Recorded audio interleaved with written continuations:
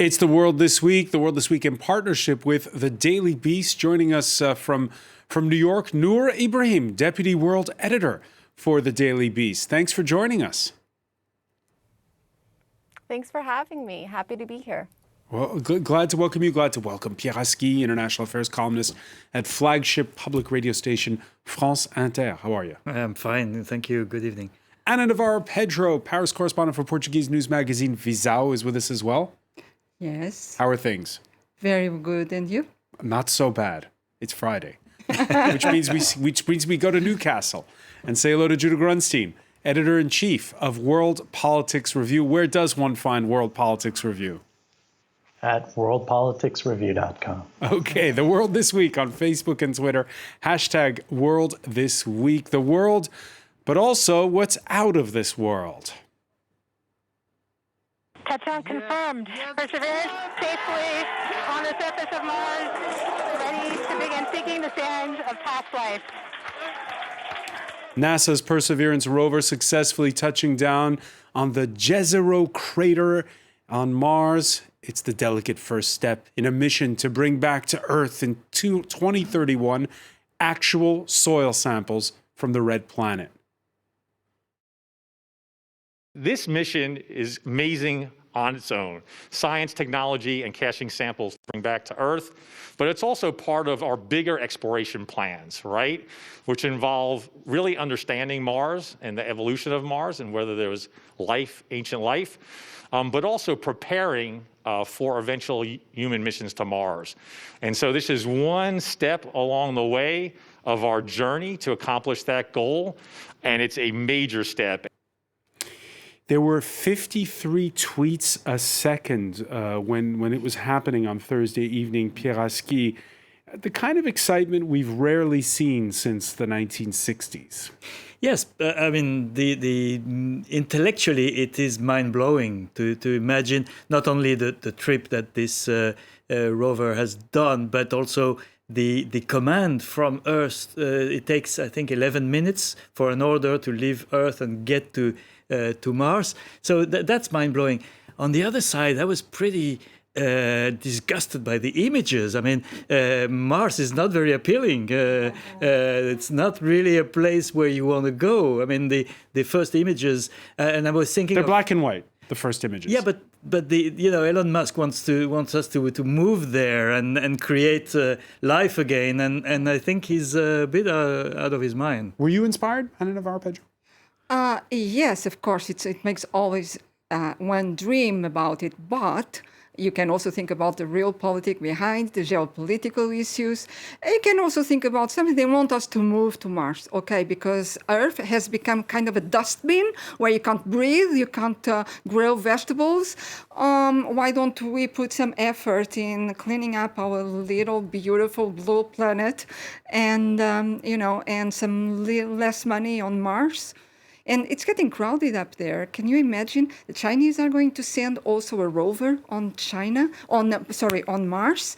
Can you imagine that Americans have put 5 of them over there, or are about to put the 5th over there? Can you imagine when you have the first car crash on Mars between a rover, an American rover, and the Chinese rover? Wait for it. Wait for it. Noor Ibrahim, are you waiting for it? Is this about flag waving, as it was a little bit, by the way, during the space race of the 1960s? Of course. Or is this, that Star Trek kind of kumbaya humanity looking to exceed itself? I think every country has its own set of goals when it comes to this. I think with China, for example, they're taking a very nationalistic approach. They rival the U.S. here, so they're rivaling the U.S. in Mars. And in terms of like the UAE, for example, they are trying to, turn into a technological and science hub. And what better way to do that than to engage in a project like this? Yeah, because we had the last couple of weeks, there was Tianwen-1, I think it's pronounced. I hope I pronounced it okay, Pierre, former Beijing correspondent. And that mission by the UAE. Noor, what was your thoughts on the fact that the UAE is getting interested in space? I think they're really trying to pull in their young people and get them interested in the hard sciences. This is a compelling notion for everyone. And I think the fact that, when you consider the past year that we've had, it's kind of some good old escapism and just a good way to invest in future, science and technological projects. Emmanuel Macron, the French president, watching from the French National Space Agency Thursday's landing.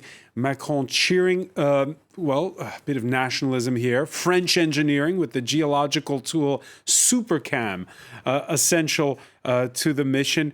Again, there's a lot of flag waving, Judah Grunstein. I think that you mentioned that we haven't seen this sort of attention since the 60s space programs, but I don't think that's really the case. I remember as a kid at school, we were brought down to an assembly to watch the space shuttle's first return from its first mission. And we saw over the past few years some of the missions to touch down on asteroids, which are moving targets, and then some of the captivating and viral videos that come from the space station.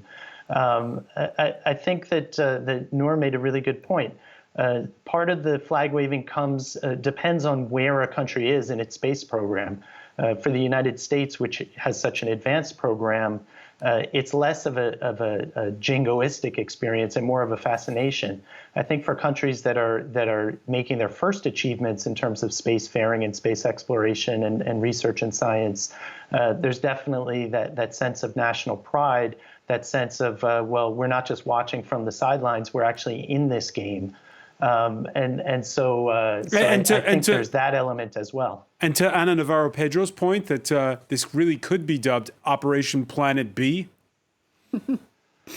Well, I wouldn't go that far. I didn't go that far. I wouldn't go that far. I think that what Pierre said is true. It's not a very hospitable climate or landscape. At the same time, I think we're all a little bit jealous of these Mars rovers to be able to get away from Earth a little bit. Especially, yes. Well, let's get back down to Earth, if you will. There's a different race going on here, a race to roll out vaccines faster than new variants can spread. On that score, the French president suggesting rich nations set aside 5% of their doses for the developing world. The new U.S. president pledging $4 billion to the UN's Covax vaccine distribution program to buy for global distribution. Joe Biden, who made it a cornerstone of his speech this Friday before a virtual G7 summit. We are in the midst of a fundamental debate about the future and direction of our world. We're at an inflection point between those who argue that given all the challenges we face, from the fourth industrial revolution to the global pandemic, that autocracy is the best way forward, they argue. And those who understand that democracy is essential to meeting these challenges. Historians are going to examine and write about this moment. There's a mix of a lot of things, Pieraski, in this pledge of $7.5 billion for vaccines. Because on the one hand, it's if we're not all vaccinated, nobody's vaccinated. Laudable idea. But then we heard, for instance, the French president saying, well, if we don't do it, then people will go buy the Russian or the Chinese vaccine. But it's the same issue as with Mars. On one side, you have science, and on the other side, you have geopolitics. And it's true that we need to have the whole planet vaccinated if we want to come out of this crisis.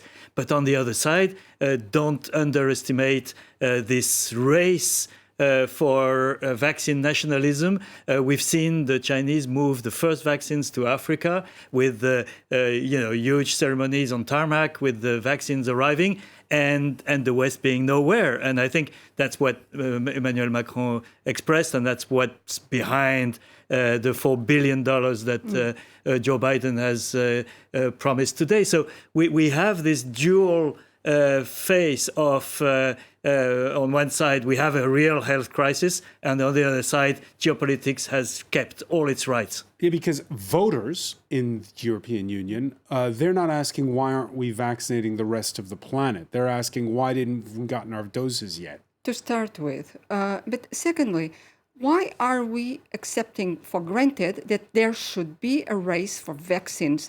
Why, and to be able to buy whatever is being produced by private companies? Why hasn't we have put so much public money, meaning money from all of us, from taxpayers everywhere, on development of vaccines? Why hasn't at least one been open source for the good of humanity, of mankind? Apparently, Oxford University wanted, that was their initial project, and they were talked out of it, and they were associated with the AstraZeneca. So why it would be a lot easier for a lot of countries, India, I'm thinking India, South Africa, and many others, to produce a vaccine locally from open source, what you call it, a recipe? A common good for humanity. A common good that's for mankind. Yes, you're right. And we are really going into this idea, we have to rush, this is the rush, we are going to give some. No. Put it open source for everybody. There is public money on it. And why are only private sector labs making a fortune out of it? It's a scandal. You agree, Noor Ibrahim? You know, I think that in the end, even if the focus is on just getting it to everyone, the truth of the matter is that this isn't just an altruistic gesture. Pandemics travel, and at the end of the day, if it's not eliminated everywhere, then we just can't close this chapter. And I think, you know, the example we've seen from the EU is, you know, it should have probably been a bit of a different approach at the end of the day. These were unprecedented circumstances, and they kind of took it as just, you know, another trade negotiation where they're focusing on getting the best deal as opposed to the quickest deal. And right now, a lot of people just need the quickest deal. Yeah, I'd just like to And to that point, Noor's point there, Ana Navarro. I'd just like to go back to the word altruism. It has nothing to do with it. There was public money. There was money from taxpayers put into development of the vaccine. So that's where I say it should be for common good. But EU citizens are furious that over in the UK, it's what, they're approaching 20% of the population which has been vaccinated, whereas here we're at 4%. Yeah, but that's another part of it. That is supply. That is, and precisely because we are on the supply and demand offer market and not on the open production market. We have problems with supply. Of course, you cannot produce billions of vaccines one day or in 1 week. And then there is also the rollout organization in Europe, in UK. Well, there are many factors that lead to such a situation. Organization, political. Yeah, Judah Grunstein, did the UK get it right? It depends what you're referring to. I think the UK got a lot of things wrong. They got a lot of things right. In terms of the actual, the sort of medico-industrial aspect. I think that the same things that led Boris Johnson to get things wrong in terms of the public health and the governance side, in terms of being very tolerant of taking risk and not wanting to sort of clamp down unnecessarily. I think that risk tolerance paid off when it came to vaccines because the UK and this government accepted a lot of risk in order to try to expedite both the development, the production, and the delivery of the vaccine. So I think if you're talking about the vaccination program, without question, the UK has been really very impressive, even though it's first dose rather than fully vaccinated of 2 doses, although they're seeing that that might be as effective or close to as effective. Just to talk about the vaccine nationalism and what's going on in terms of the distribution, I think we're very much still caught in pandemic time, by which it's very present oriented for very obvious reasons. We're like the person who's a castaway at sea. And all they see is the waves, and they don't really see the tide. It's normal. It's absolutely natural. I think 10, 15, 20, 50 years from now, if we're not all on Mars, historians will look back and the real overriding story and historical story will be this technical medical miracle that in the space of 9-10 months, humankind developed these vaccines. And will it have taken longer to get everyone vaccinated? Obviously. Will it have accentuated and contrasted and highlighted all of the inequalities the way that all the rest of the pandemic has done? Absolutely. But I think that in the end, a year from now, maybe 18 months, we'll have, as a species and as a planet, we'll have deployed and implemented the most massive, comprehensive vaccination program, and that didn't exist when this disease started spreading. So again, it doesn't change anything of the details and the issues that we're dealing with now. But I do think that we lose sight of some of the reasons for hope and the achievements by when we get too bogged down into the details of what's not exactly going perfectly now. Those have to be addressed, but I wouldn't lose sight of some of that other miraculous stuff. Let's hope you're right, Judah. South Africa hoping its second time lucky for its vaccination program. President Cyril Ramaphosa getting the single-dose shot from Johnson & Johnson this time, after the country had to send back 1 million doses of the AstraZeneca jab, its efficiency unproven in the face of the virulent strain that's hitting South Africa, Pierre Aski. And again, it's this question of, do you take risks or not? Yeah, but I'd like to come back to the point of what historians will remember, because that's an interesting way of looking at things. And I wonder if historians will not also look at the way the world was divided and the issue was politicized. And we are more than 1 year into this crisis already, and 1 year of disagreements, of bickering, of hostility.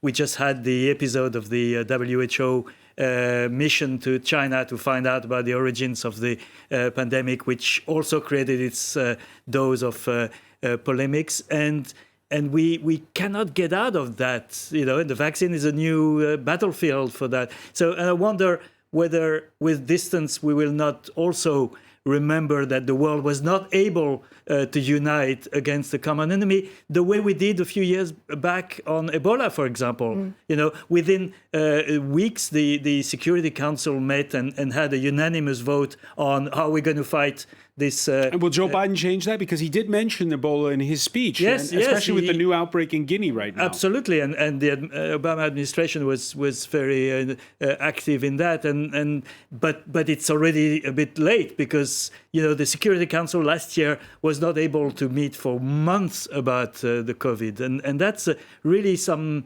failure of this environment. Maybe historians will also be able by then to have a look at the contracts, at the deals that were signed with the labs for buying up these vaccines, and to know how they are made, actually. So, yeah, let's hope. A lot of work for the historians. Especially, or looking at the AstraZeneca one to start with. Many thanks. When we come back, we're going to take a look at how historians will judge our handling of extreme weather these days. Stay with us. You're watching The World This Week.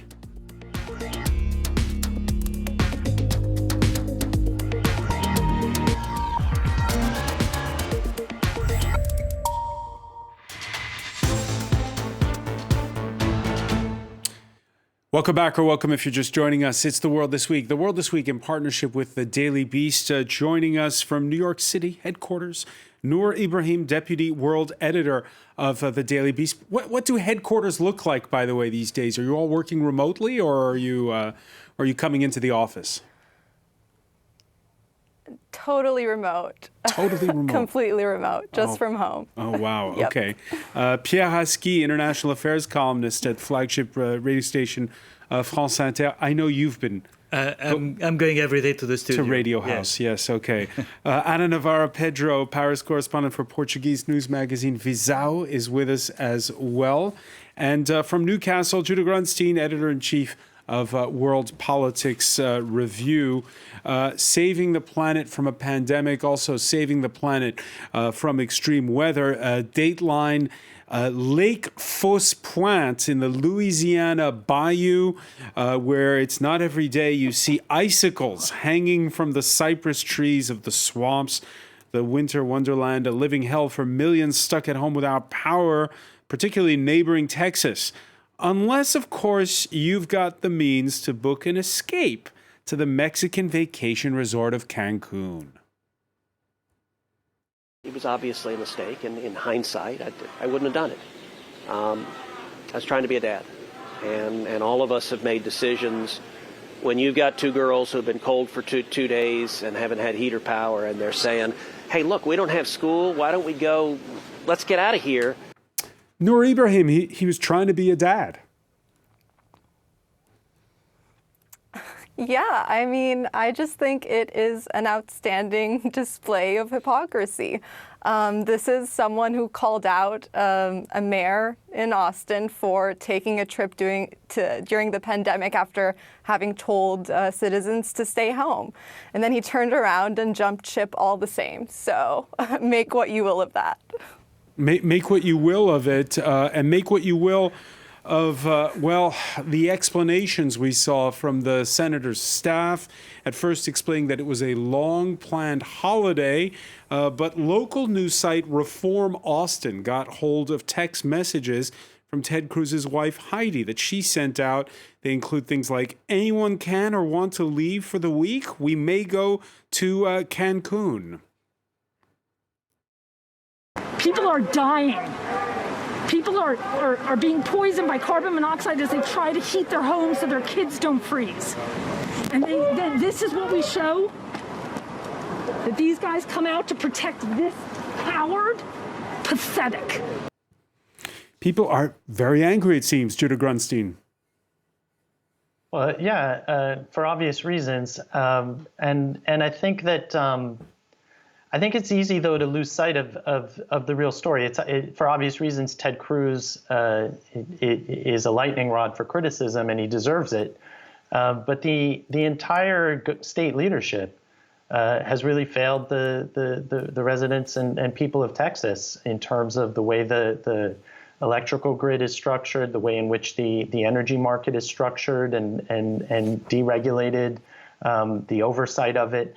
And a lot of this stuff was foreseen and predicted and warned against, and there were bills that were presented to try to prevent, and it was never acted on. Yeah, let's talk about that. The Lone Star State, home to big oil, prefers a deregulated electricity market. As one mechanical engineer at the University of Texas told us earlier this week, the United States has 3 power grids: East, West, and Texas. Deregulated means providers can raise and lower prices at will. The Daily Beast reported, spoke to one Dallas resident who was suddenly hit with a $450 bill for one day. And that was only the beginning, saying that the nightmare only got worse when her bill was raised another $2,500. This unbridled deregulation really hitting home, Judah. Well, there are two things. One is that the deregulation was sold as a way of allowing consumers to maybe lock in low prices, because you can lock in fixed prices depending on the market. So everyone becomes a future speculator. The other thing about Texas, and it's really striking for anyone who is not from Texas the first time you go. I lived there twice at different times in Dallas. And in no other state of the United States have I ever seen the state flag so prominently displayed. People talk about 6 flags over Texas, and they forget that one of them was the flag of the Republic of Texas. And we'll talk about France and identity politics later. Texas really has what France aspires to. Every Texan thinks of themselves as Texan first and anything else second. It's the most pronounced state identity that I've ever seen in the United States. And that translates into the politics. You see it with the energy grid. They want to be Texas. They want to be independent, autonomous, and unilateral. The problem is that when you do that, you have to have the governance to back it up, and they haven't. It's as simple as that. And so I think that as much as Ted Cruz is a very attractive face for all the anger that's being vented, and it gives everyone a lot of pleasure to see Ted Cruz slammed the way he's being slammed because he's so unlikable. He's really just a representative. He really just represents the entire failure of the state government and governing class of Texas. Yeah, the Republican governor of Texas was keen to point to the freezing of wind turbines when the power went out for 3 million people, a claim that was quickly picked up by conservative TV network Fox News, which ran stories warning that Joe Biden's clean energy transition plan was out to get us. Windmills did freeze, but only because, as Judah's just mentioned, they hadn't been outfitted for the cold. And by Thursday, well, the governor was, clarifying his remarks. What I made clear was the fact that if we relied solely upon green energy, that would be a challenge. But in Texas, we do not rely solely upon green energy. We have access to all sources of energy. Now, this story has global implications because, Pierre Aski, we're at this critical juncture now where we're discussing what to do with the recovery fund money. I know you reported on Italy this week, and here you have this moment where there's this obvious need to get the economy kickstarted by investing, and where do you invest it? And it seems like the battle lines are drawn. Yes, well, this has brought back all the issues because, Texas is really oil territory, oil and gas territory, and so the governor is trying to sell what his backing lobbies are supporting, and he's been lying because the main source for the power failure in Texas was the freezing of the gas pipes and not the alternative sources of energy. So we need, a debate that's based on facts and not on lies, and that's where this Texas issue was very interesting in the sense that we are not capable to have a rational debate on those issues. But I think everybody agrees that the recovery plan has to go into clean energies and clean society. Whether that goes with having things that are not adapted to the climate, I don't think that's the good choice. But at least we should have the proper facts, and that's what was missing in the past few days for Texas. Also, if I read it correctly, there were some experts, engineers, and so forth who also told that the whole grid, the distribution of power in Texas is also, there has been no investment in the structures. So it's kind of old and not well kept, not well maintained, which also aggravated the case. And apparently they also added this doesn't only happen with Texas grid, it happens with West and East grids in the United States. And it's a country where you can see sometimes blackouts. It's the first economy in the world still. And it's supposed to be, tells us they are all leaders. They are the leader of the world. They want to be the lighthouse of the planet. And they have so many blackouts because they don't invest enough in distribution of power.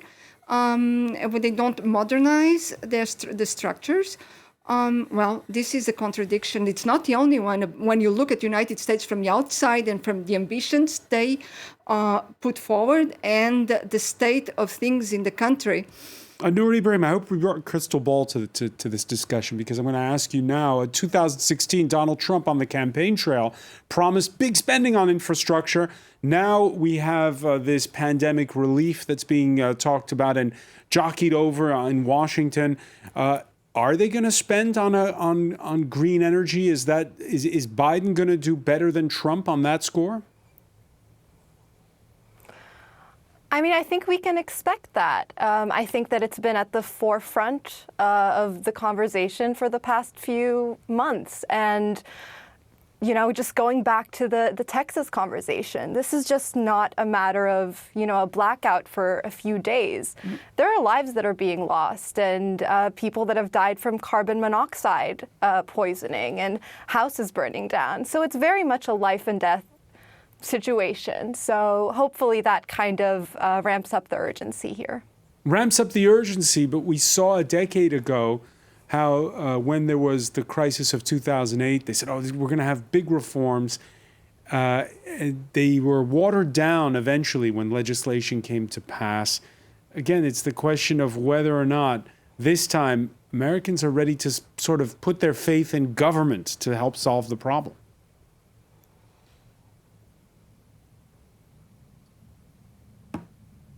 Noor Ibrahim? Oh, sorry. Hello.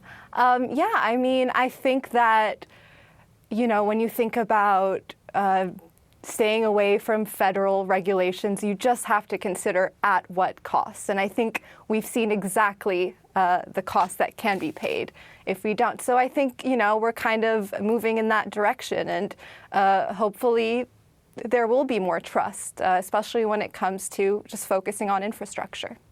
All right, fighting the pandemic, coming up with a recovery plan that works. These are the issues that could well decide a French presidential election, which is now slated in 15 months' time.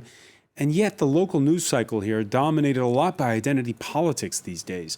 First, with the National Assembly's voting of a bill this week on Republican values that targets radical Islam. And then by the words of the junior minister for higher education. Je pense que l'islamo-gauchisme gangrène la société dans son ensemble et que l'université n'est pas imperméable, l'université fait partie de la société. Alors ce que l'on observe dans les universités, c'est qu'effectivement il y a des gens qui peuvent utiliser leur titre et l'aura qu'ils ont. Ils sont minoritaires et certains le font pour porter des idées radicales ou pour porter des idées militantes. Yeah, showing there the conservative broadsheet Le Figaro with a headline, How Islamo-leftism is eating universities from within. Frédérique Vidal was then disavowed by her own government when she followed up by asking the France's Scientific Research Center to conduct a study, Pierre Aski, on Islamo-leftism.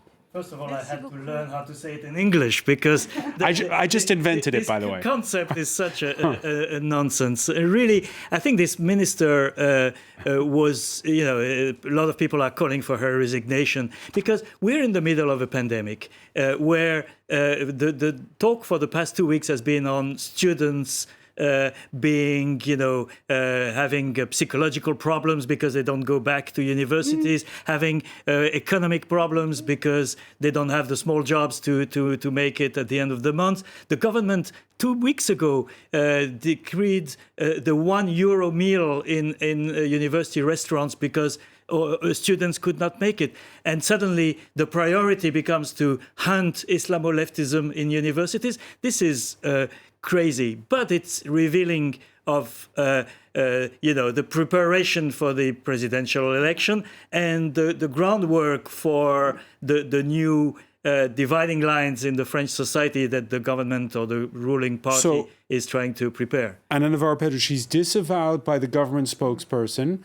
Was she a loose cannon, or was she sent out there to fire a salvo and see what happens? No, of course not.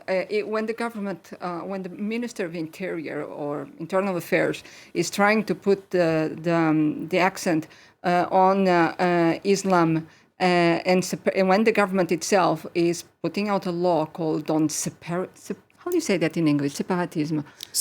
Separatism, which means that a certain community in France, which practicing Islam, Muslims are trying to separate from the country. I mean, we don't even know what it means. We don't know what it means, Islamo-gauchism or Islamo-leftism. We don't know what separatism means, but they are trying to put the ground on something that in France has to do with identity, that has to do with that is usually a scapegoat for displeasure of electors, of the French electorate, trying to point out a guilty scapegoat for everything else that is not going well in French society. So, of course, the minister was not very astute in the way she did it, but she would never take it out of her head alone, of course not.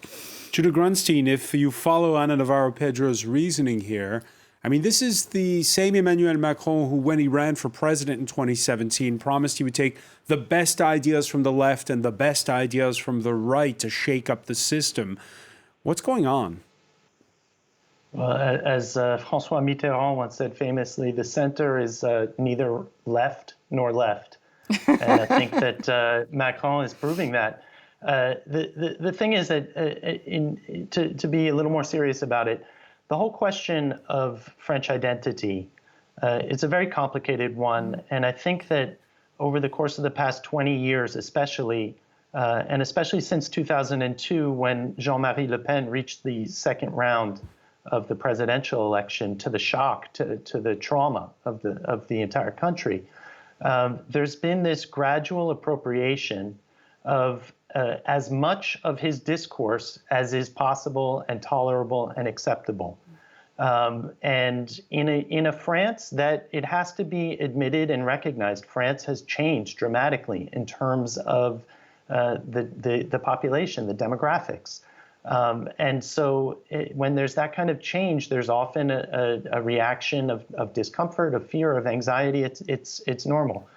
But what we've seen over the past 20 years, starting with the law of the veil under Chirac, and then Nicolas Sarkozy was a very major figure of appropriating certain ideas and really politicizing the question of identity more and more, and pulling it towards the hard Republican right. And now, even under Hollande, we saw after the terror attacks, some of these things spread to the Social Democrat, the Hollande, Manuel Valls wing of the Socialist Party. And Macron is really anchoring it as a centrist position in France. It's these dog whistles that possibly respond to valid concerns, but are done in a way that really create division and politicization of identity, and really create anxieties and fears among populations in France that have been marginalized and that have been targeted.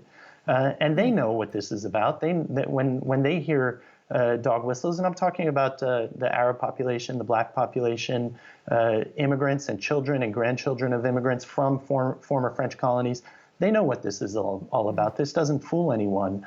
And so a lot of academics, a lot of critics have developed ideas that trace some of the legacy of colonialism and some of the legacy of France's blind spots with regard to its identity. The problem isn't France's approach to identity. The problem is that its approach to identity has been unfairly applied. And so I think that's what's happening in terms of the criticisms, and it makes the conversation very uncomfortable, and the result is that it's politicized, and we see what's happening now, where you have these dog whistles that are floated out a year in front of the election. And the big danger, to wrap up, for Macron is that he won the second round of the election in 2017 with a large turnout from the left that turned out to reject Marine Le Pen. And whether it's his economic policies, the structural reforms, the Yellow Vest movement, and now these identity politics issues, he's really, really alienating left voters who, if he makes it through in the second round against Marine Le Pen, will say there's no difference between them. I'm not saying they're right in saying that, but that's a very real possibility, and that sort of cordon sanitaire that kept Marine Le Pen out last time will not hold. Noor Ibrahim, are you surprised by the tone of the discussion in France? Not entirely. I mean, the idea of attacking academics that are raising awareness about important social issues, that's the oldest trick in the book. And I think that, in the end, I think certain people do it because they know that it's such a powerful tool for social change. And it's an unfortunate situation. All right, we're going to leave it there, unfortunately, because there's so much more to say on this topic. But I want to thank you so much, Noor Ibrahim, for joining us from New York, Judah Grunstein in Newcastle, England, Pierre Haski, Anna Navarro Pedro. Thank you for being with us here in The World This Week.